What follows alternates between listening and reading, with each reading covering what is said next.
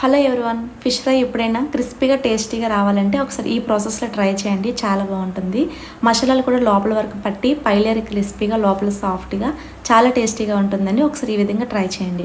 First అయితే ఒక ప్లేట్లో స్క్రీన్లో కనిపిస్తున్న మసాలాలన్నీ యాడ్ చేసుకొని బాగా మిక్స్ చేసుకోండి. తర్వాత నేను పై లేయర్ క్రిస్పీగా రావటం కోసం కొద్దిగా కార్న్ఫ్లోర్తో పాటు రైస్ ఫ్లోర్ కూడా యాడ్ చేసుకున్నానండి.